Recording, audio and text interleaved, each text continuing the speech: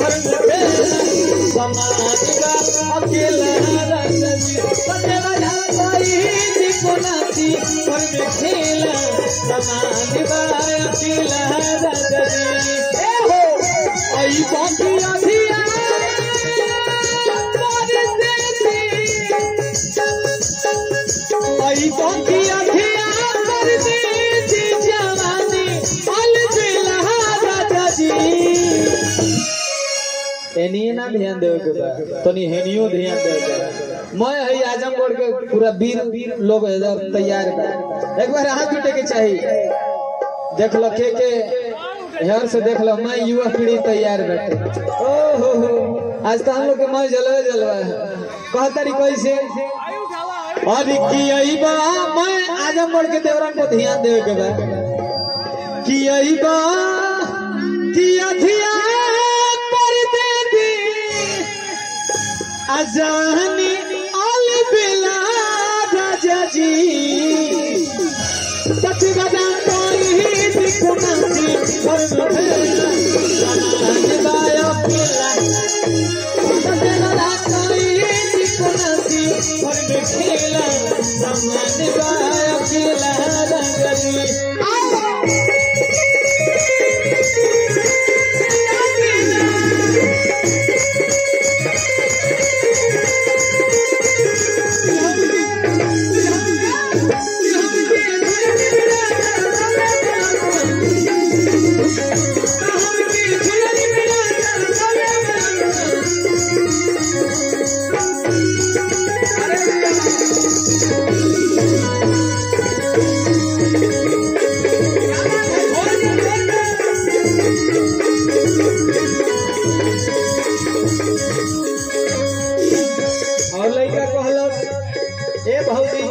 उठ के बैठ के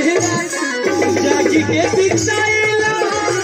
रहू रे मुझन नहीं मजा न दियाइला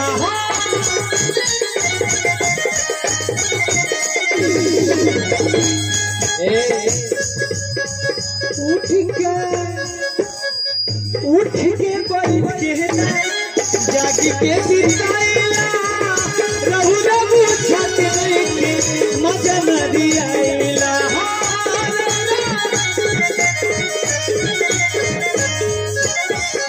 ए हमारी जान आरे देहिया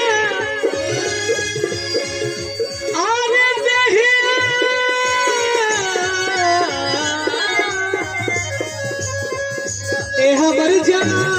तेरी भाई बड़वे सिंगापुर के राजा जी ए हमारी जान तेरी भाई बड़वे सिंगापुर के राजा जी आई रे मैया कमर में बड़ा दर्द हो गइल बा कहना में कैसे कि उठेला फिर कमर